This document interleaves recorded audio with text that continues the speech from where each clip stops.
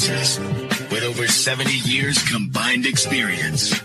This is the Bob Ryan and Jeff Goodman podcast. NBA, some college, a little bit of everything. You know, what can I say? But it wasn't going to happen here with him.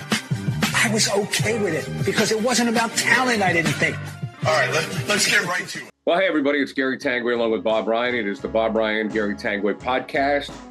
We are driven by FanDuel, the exclusive wagering partner of the CLNS Media Networks. How about these NFL playoffs, man? It is something else. It is time to get on the action with FanDuel, America's #1 sportsbook. What a game that Green Bay game was. Right now, new customers get $150 in bonus bets guaranteed when you place a $5 bet. That's $150 in bonus bets, win or lose. Okay, so I want to get to the Celtics-Denver game on Friday night. And I'll start with a question. Was it a moral victory? The Celtics lost 102-100. Was it a moral victory for Boston? No, that's not my personal idea of what a moral victory is.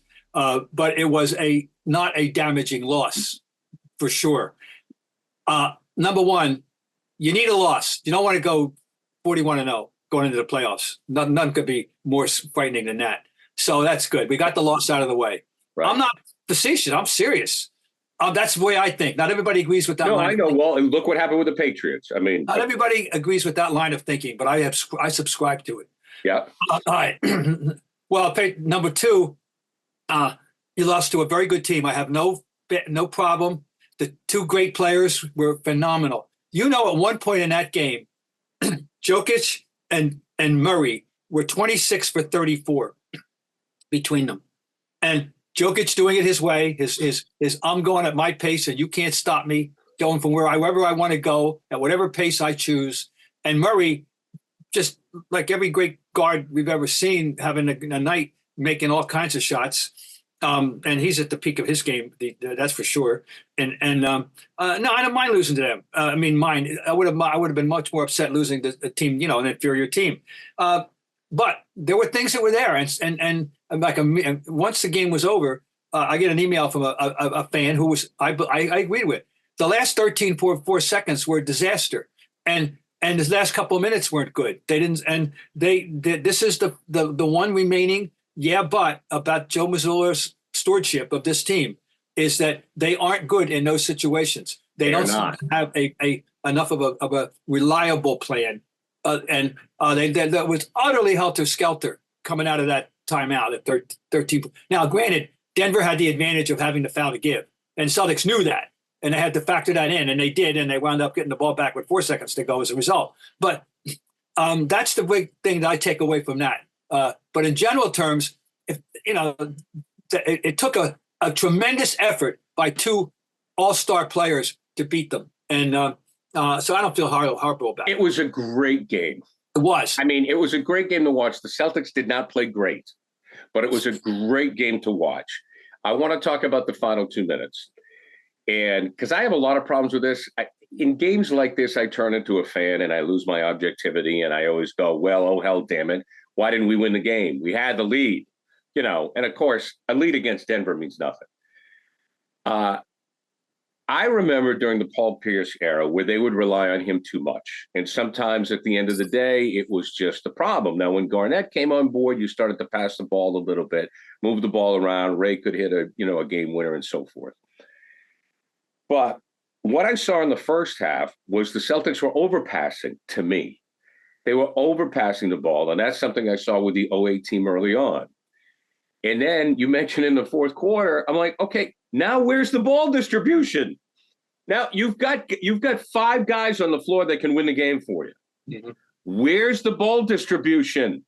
Right? So They go to Tatum, and I get it. I mean, he's your best player, but you got to do better than that. I mean, we've seen it. And that's what frustrates me, Bob, about the mentality of the NBA. And it's not just here. You'll see him in the first 3 quarters play so well. And in that fourth quarter, they go to ISO ball. And I go, why? Why? And there are several times that they were searching out the best 3, instead of worrying about getting a basket. Well, and okay. And that point, 3 would have won the game, 2 would have tied the game. I'll take the 2. And I wonder, I don't know. I'm not at practice. I'm not involved. Right. I have no idea. I don't know if any writer knows, frankly, because they don't get to go to practice until they're shooting free throws at the end. They don't know the inner workings of the team the way I was privileged to do literally 50 years ago. Go to practice every day, know the numbers plays, know every play, know who's supposed to do what.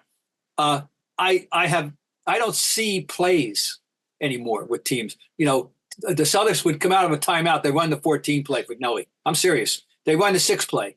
They'd run the 1A. They'd run the plays. And I don't know if these guys in those moments, if they go in the huddle and they say, all right, we're going to run the 6 play. We're going to run the 8 play. We're going to run Zoom, whatever we're going to call it. Or whether they just, I don't know what they do. But it doesn't appear that they run plays. I'm not just the Boston Celtics, by the way. This is the NBA. Well, I mean, we saw that with I think we saw that. I don't know if it was so much with Doc, with that crew. But with Brad, he would write up a play and they wouldn't run it. It appeared to be that Brad, he got known for being good coming out of a timeout. And he got a reputation for that. So and I don't know how much, I don't. So it's something. Even Doc has said with other teams, I'll call a play and they don't run it. I don't know. I don't think it was with Garnett, but with other teams, I'll call a play and they don't run it. Well, I mean, this is something, that this is a flaw that they have. There's no doubt. It is. And when you get and listen, when you get into the finals facing Denver, that's an issue. Now, here's the other issue that you touched upon. From three Friday night, 14 for 44. There were 2 times the Celtics, I counted, had 4 or 5 offensive rebounds in a row. Yeah. And they didn't convert. They did not convert. This team, when the three isn't falling, has to learn to go to the basket. They have to learn to go to the basket. A, and B, they now have a 7-3 presence who can score low. Thank you. And who, by the way, scored the first 11 points of the game, had 15 in the first quarter and 19 at the half and 2 in the second half, and didn't get the ball. And so I'll grant it, he hit his first threes at 7-3 to start the game, but he also did other stuff. They have to remember now they have that asset. It should be that's a very, and you made a good point. They can put 5 guys on the floor, all of whom were very capable of making the needed shot, and actually 7 if you had either Hauser or Pritchard out there. So this is, I mean, it's not panic.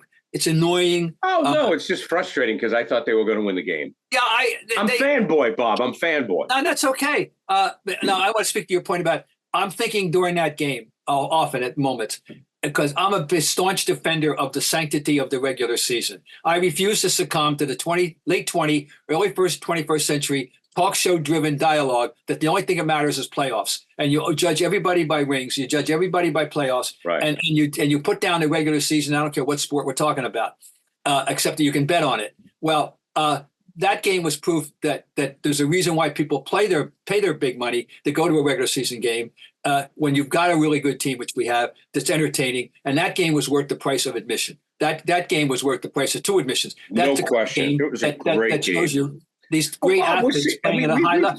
We've talked about it because of the balance of the league and because of the other players like the OKCs and the Indianas, and I know Halliburton got her. All of that. You turn on an NBA, you can pretty much find a good game every night. So I agree with you. These are tremendous players and they're doing great things. And they are the best at their trade in the world. And yeah, I mean, I just get angry when people put down the regular season because the fact is that you got to have reason for fans to have something where you just can't sit around. The only time I will lend credence to that argument is the NHL. And I'm not a hockey guy, but man, I used to talk to Felger. I go, it's like December, whatever. And they're going, icing. I'm going, wake me when the playoffs come, because well, look, having covered the NBA extensively, back in the day, and knowing what a dreary February night can be at times, there's a period of time when it's not, but even then, a great game could break out, and I'm just saying that the regular season does matter, and the regular season is, the fans deserve a show, and boy did they get one the other night, a really, really good show.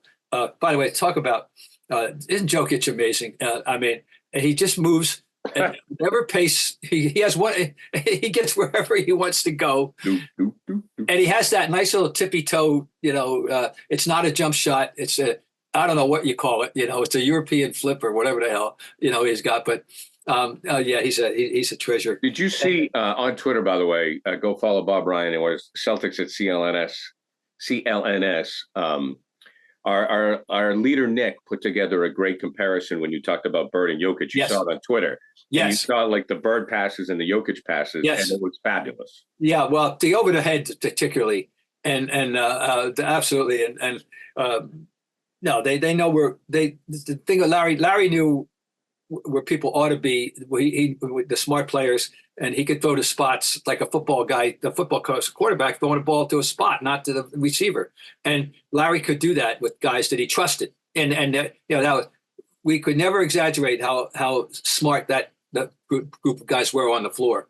And okay. Now another thing I want to get to about Friday night's game that concerned me. I want to talk about Jamal Murray. I think Jamal Murray is one of the most underrated players in the NBA because he plays with Jokic. Yeah. And I think he's often forgotten. And you could say 1A. I am not going to say 1 and 2. I mean, Murray's a 1. I mean, not a position. I mean, not a center, but yeah. I mean, Jokic, I get it, is the guy. But Murray's pretty damn close. And I was in awe of the way he played because I felt, well, Jokic is going to get his 35. He gets to where he's going to go. Murray, in that game, Friday night against the Celtics, said, okay, these guys aren't beating us. He kept them in the game. Oh, God. And he's such a wonderful player. I'm sure they wouldn't want to trade him for any guard in the league. No way. I mean, and there's some great guards. I mean, the Halliburton is having a great year. Lillard, all these guys are having great years. A lot of them, but nobody's having a better year than nobody's any better. And that's GA. All right, now he's the new gold standard almost. Oh yeah, I understand. But they still wouldn't trade him. They would. Well, not on this team because he's the perfect complement. Obviously, there's no ego between the two.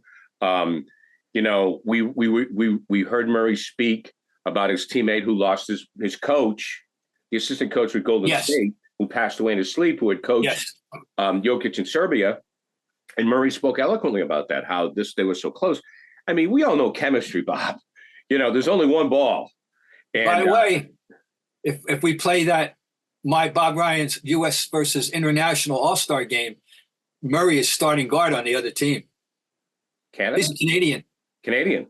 Yeah. I mean, I'm a huge fan, and I just don't think because of Jokic, I get it. But I'm sitting there and I'm watching this game and I'm going, and you're right about the 5 guys, right? I mean, the Celtics need to distribute the ball at the end of the game, but I'm thinking, okay, Tatum and Brown had bad shooting nights. I'm not going to fall off the cliff. It happens. No. I thought they shot too many threes. We've talked about how they need to get to the basket and use Porzingis in those situations. But boy, I looked at Tatum and Brown in that game, and then I saw Murray and Jokic, and I thought to myself, Jason and Jalen, you still got a ways to go. You got a little bit. You're there. You're almost there, but not yet. That's kind of what I took from the game. Well, the ultimate takeaway that we have is you wouldn't mind seeing that as a rematch in May. In June, excuse me. It'd be tremendous. You wouldn't mind seeing that. Well, and then you could look like if you want to go for the Celtics, and I'm sure, a Celtic fan, or if you want to be optimistic and not frustrated like me, because I'm so demanding of this team. I expect a lot of this team. Mm-hmm. This is it. No more excuses. Oh, it's an out team. This is it. I mean, this is no more excuses. You guys got the tools. But you could say, look, okay, Jalen and Jay, the 2 Jays had a bad shooting night, and they still almost won. Yeah, they lost by 2.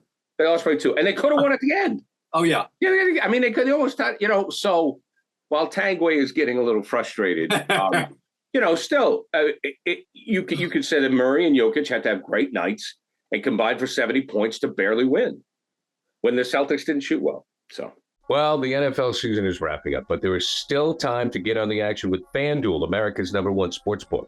Right now, new customers get $150 in bonus bets guaranteed when you place a $5 bet. That's pretty good math, right? That's $150 in bonus bets, win or lose. The app is so easy to use, and there are so many different ways to bet, like live same-game parlays. Find bets in the new Explore tab. Make a parlay in the Parlay Hub. the best way to find popular parlays, and more. So visit FanDuel.com/Boston and make your first bet a layup.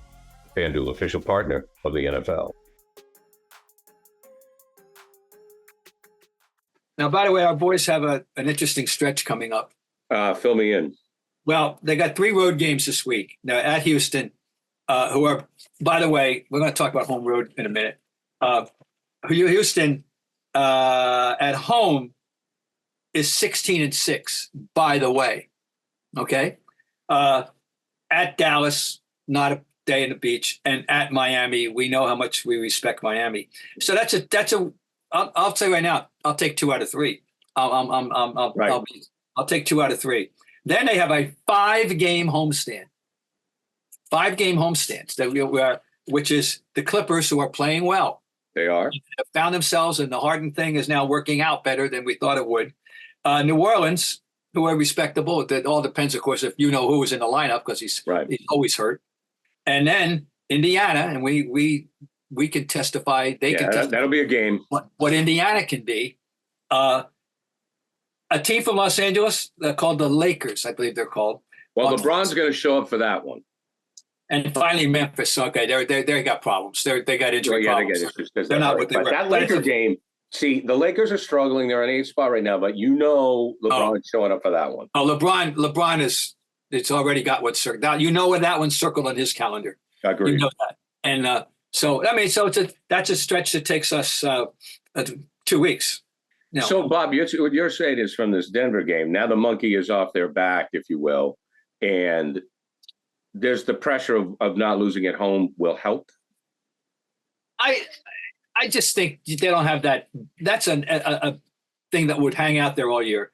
Maybe it's just me, and maybe not. That never entered any of their minds, and they always, of course, they're the athletes. They go into every game thinking they're going to win. That's the way they're bred. That's the way they're taught. That's the way they're supposed to. The rhetoric they're supposed to give us. We're never going to a game where we don't think we're going to win.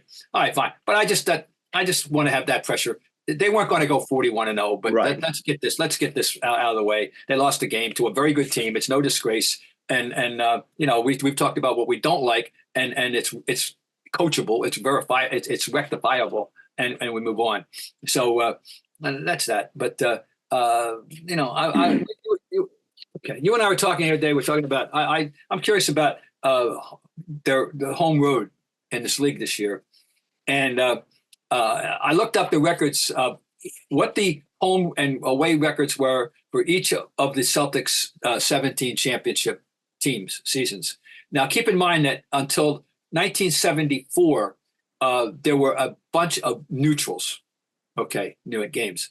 And people will love this. In 56, 57, when they won their first championship, home 24-4, away 11-18.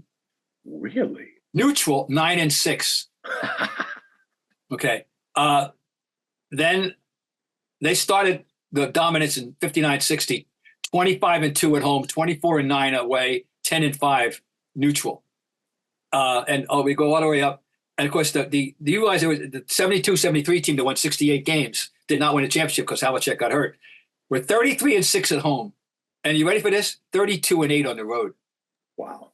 How's that, ladies and gentlemen? Now, our 07-08 team, our last championship team, 35-6 at home, 31-10 on the road. That's greatness. That is coming every night to play. That is a test. That is exemplary. That is the most road games that they have won since the team that I just told you about, 72-73. Yeah, Hondo got hurt, right. So that's a standard. This team right now is 20-1 at home and 12-9 on the road. And they're in they're in a cluster. There's nobody who's got the most road wins right now? A tie between Minnesota and OKC. As we speak, they've got 13. They're 13-9 Minnesota, 13-8 or OKC. The Celtics, Philadelphia, Knicks, and Miami all have 12 road wins. Okay, New Orleans has 12 road wins. They're interesting. They're 13-9 at home and 12-9 on the road. So that's respectable for them. There we go. And of course, I love the symmetry though of Detroit. Their symmetry is beautiful. They're 2-19 at home and 2-19 on the road. So they're very well balanced. On their roads. But anyway, what I'm saying is this is not a great road team yet. Well, it sounds the league is not. The league is not a great road team. It's a lot of 500-ish or a little around it. Yeah, well, there's too many excuses, Bob, in my opinion, to sound like an old man here. There's too many excuses. We're on the road. It's the second night of a back-to-back. We're on the road. Oh, yeah. Some guys sit. Load management. Oh, God.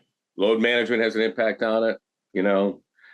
So I agree. I think there's sort of an excuse for being on the road, which didn't exist in years past. I'll tell you, I just think that we really need to look back and appreciate how good 07, 08 that team was.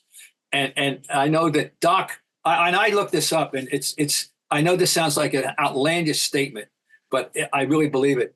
You can make a case that out of 82 games, they were out of one game all year, where there was not a chance with the fourth. They were going to win that game in the fourth quarter.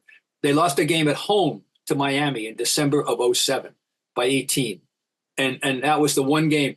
Every other loss was salvageable. Every other one was conceivable that they could have found a way to win the game. They weren't blown out, and then of course they were 35-6 at home. So we got to really salute, in the history of the Celtics, and we all glorify. My generation glorifies the 50s and 60s guys and the 70s guys and all the great names. But you've got to give that big three, that Garnett, Pierce, Allen crew. That was just a season for the ages.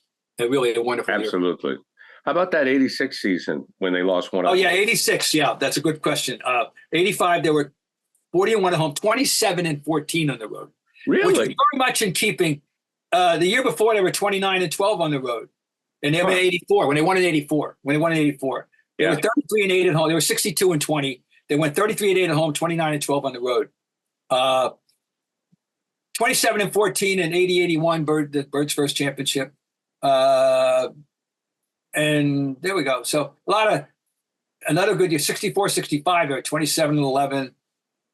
But the neutrals blow my mind. The people today won't understand. Here's how many they played: 15 neutral games in 57, 14 in 59, 15 in 60. And that was like Augusta, Maine, Providence, Rhode Island. And then but the double headers, New York, Philadelphia, Baltimore. Oh, right. And we hosted double headers we were one of the double header cities.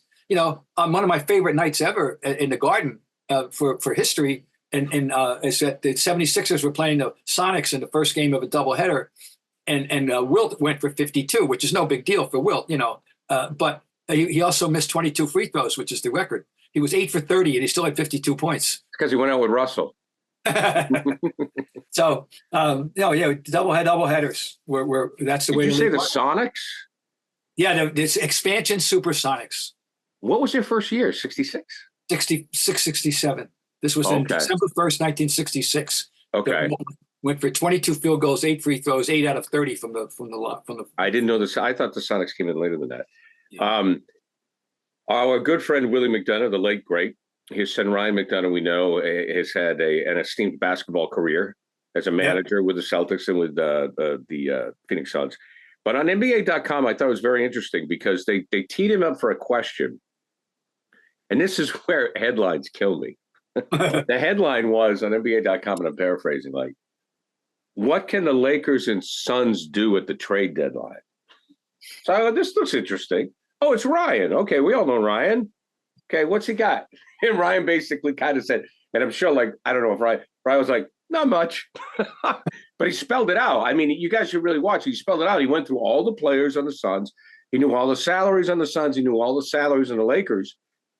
And because both teams are so top heavy, they can't do a lot.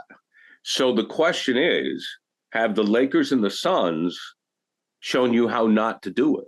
Well, this is a risky run when it's not endemic to those two teams or to this sport.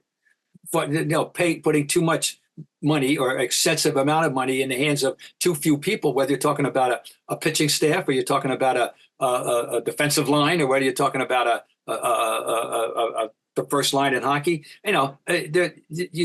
you have to really be careful. This is why judicious general managing in that regard is and cost effective approaches are important. Yeah, I understand. The Suns are clearly. I mean, I've been saying all year. Once you get past Booker, who by the way had 52 points the other night, and Beal and Durant, many of those bench guys are in the federal witness protection program for basketball players. Right. How are these guys? They're not deep at all. There's no question. They are totally dependent on those three guys to a disproportionate degree. The Lakers, even with the two guys playing well, many nights lately, that AD is having a big year. Have you noticed? Nobody's talking about it. AD is putting up numbers all the time, every night. And LeBron is still capable of putting up big numbers. And then after that, you draw a line. Who's going to step up next? Who's the next? Who's the third guy? The answer is, yeah, I understand. This is a risk. You run that risk. And then you have guys that, and I'll give Tom Brady, it's documented, guys that understand the big picture and aren't greedy, right, and want to be paid, but fairly, and they want to win, and they understand that I don't need to take all the money. I need teammates, and he proved, he set the standard, and I don't know how many superstars are even close to that. Well, yeah, or you have to have owners like Golden State when they had KD. I mean, the Golden State owner was more than willing to go over the cap and pay all the fines, but it's an exorbitant fine. I mean, it's a lot of money.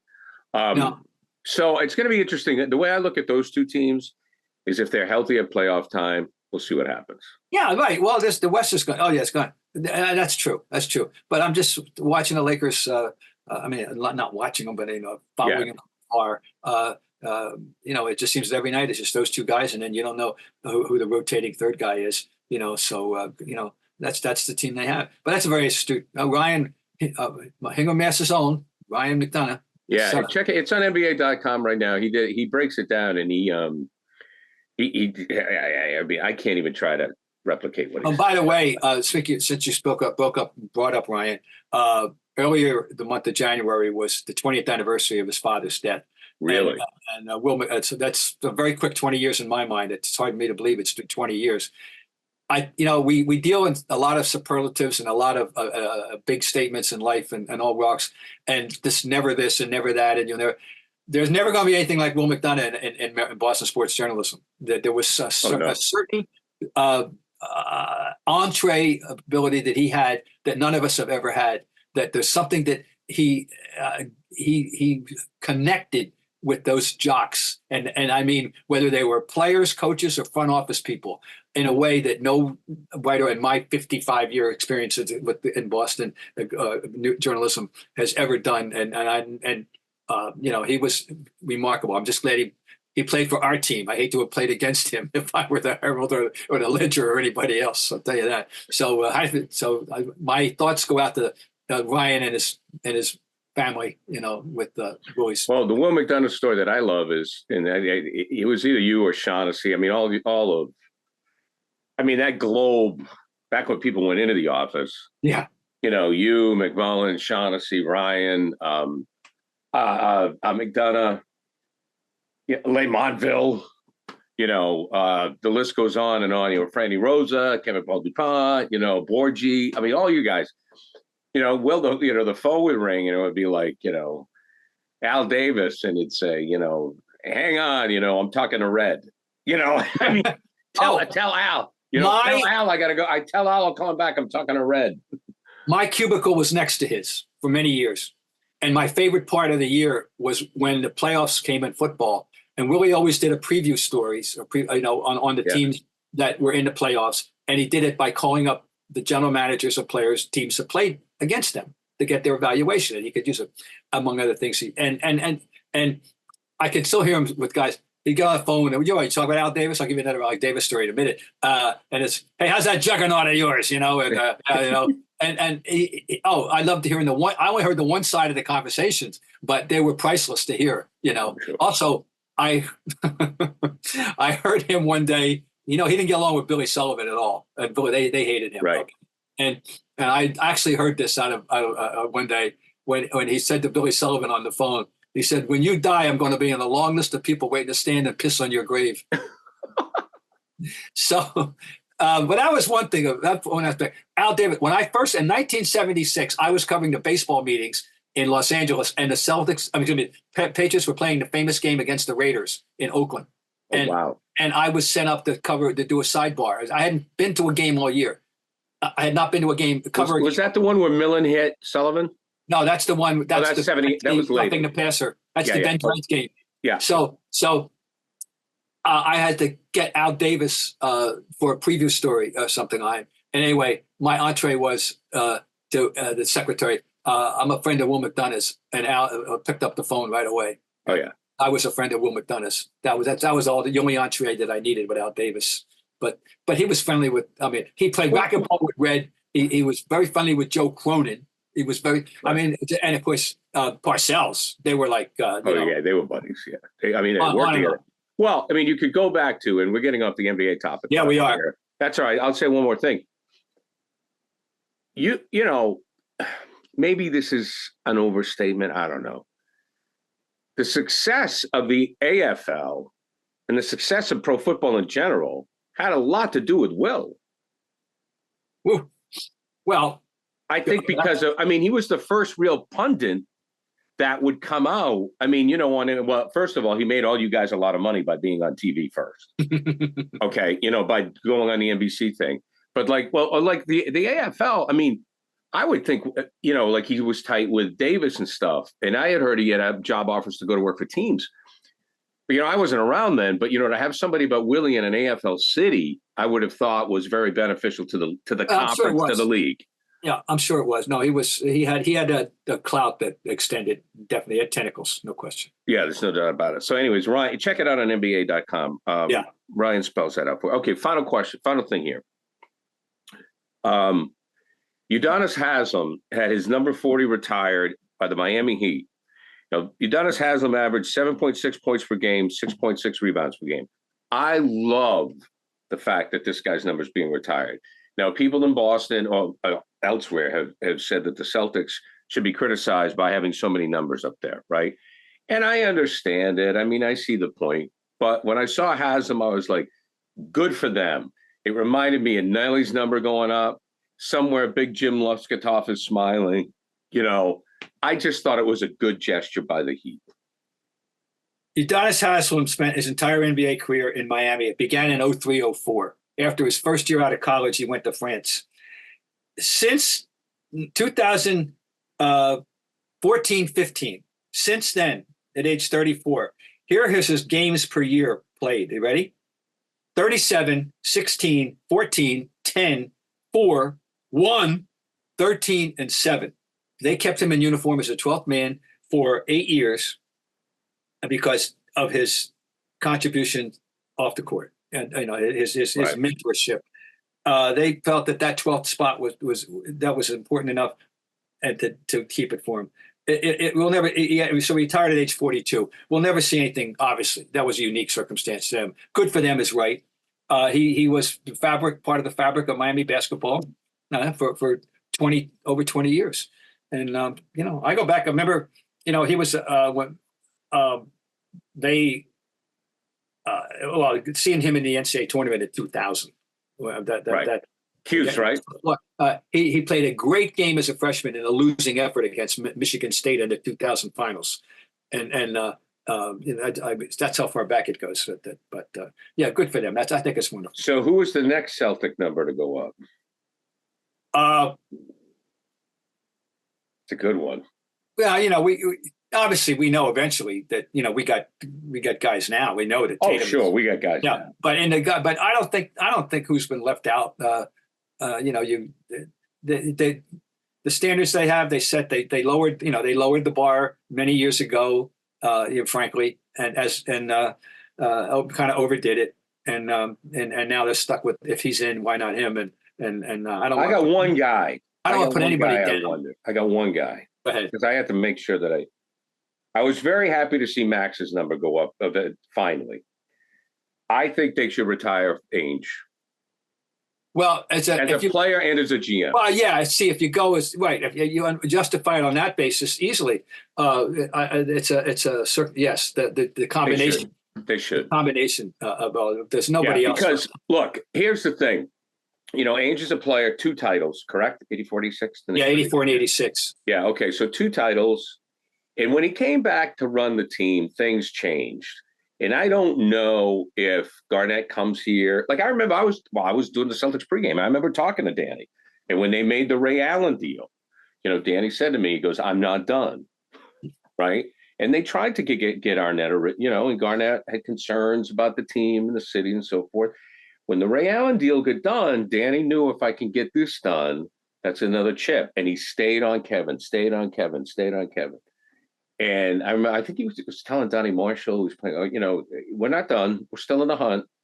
And I don't know if they get Garnett without Danny Ainge. No, that's a very good point. People should remember that 2 pivotal games in their history, that Danny Ainge played a vital part.